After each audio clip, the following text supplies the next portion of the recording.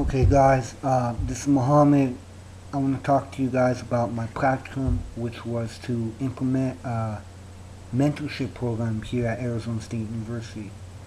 And for me, besides all that, I just want to say that I did have a practicum lined up before, and I was excited. I was like, ooh, I'm going to learn from people, from top head officials. I'm going to come in from 2 to 6, 10 to 2, maybe 9 to 3. I was like, I'm going to be the last one out of there. I'm going to be the first one to show up. I was like, I'm ready to learn. And then I got kicked out from that one. And I was placed in this practicum.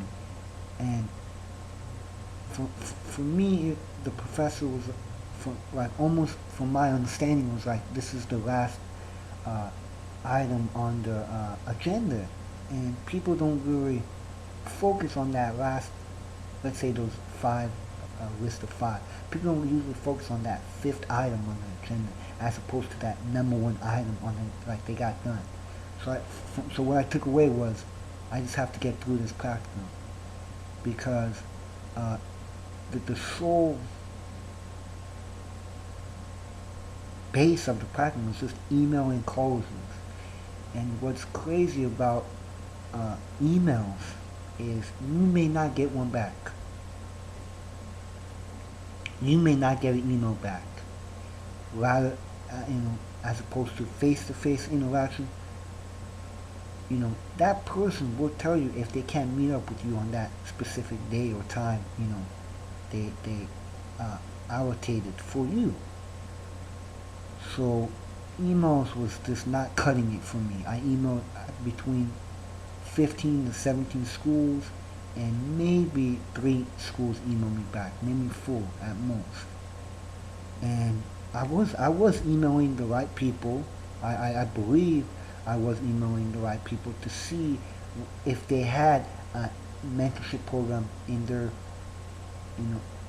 their programs that I picked, because I had to implement a program, a mentorship program in the higher and post-secondary education program that I'm in right now for the next students and thereafter. So that took a toll on me when I wasn't getting emails back. I'm rather, I am a more of a face-to-face person. I could learn from someone, see them visibly. Because from an email, you can't. An email could only do so much. An email could only do so much. When I'm meeting with someone, I'm like, yes, right. Let me see what information can I take away from this person? What new information can I take away from this person? I did do all my assignments. I did do what was required. I even did an extra assignment that my professor / supervisor wanted me to do was a literature review on what is a mentor, traits of a mentor, and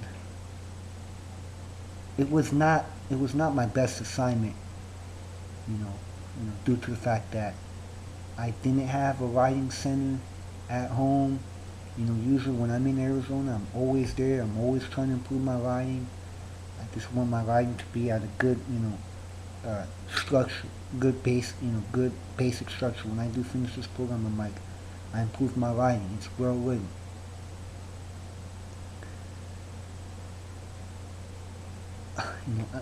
The whole foundation is that a mentor is someone who guides you, who helps you, who gives you that, detailed, outline of what, they want you to accomplish in a certain time frame.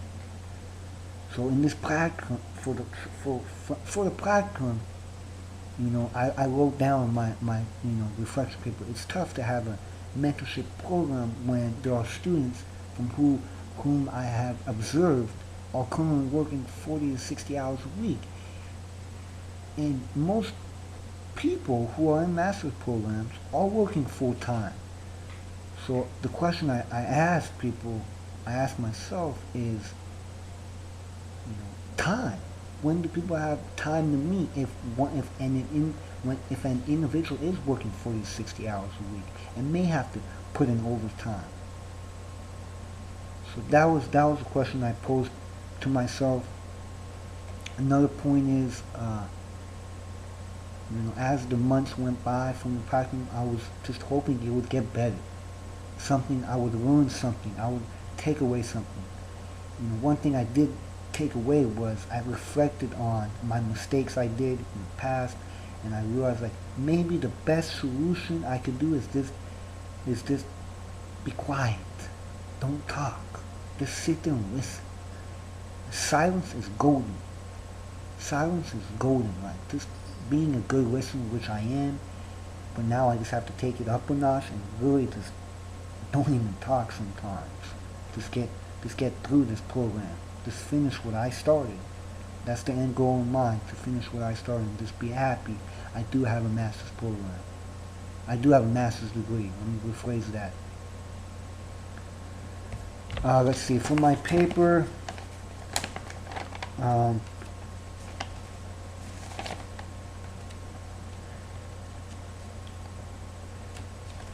let's see, for my paper, I would say,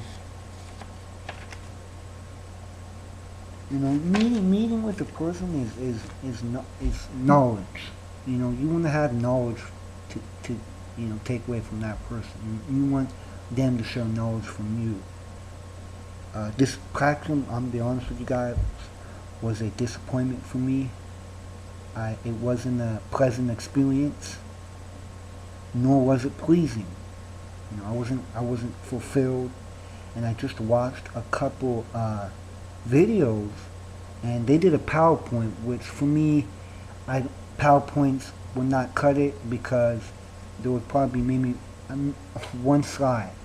I couldn't do a PowerPoint from the experience, if you would say I got. So I did face to face, and it was hard on me. It was hard. It was hard because I put myself through this. I put myself in this situation. So just, not doing something I didn't like, but I got through it. The practicum is over. I'm thankful it's over. And now the fall semester is coming up.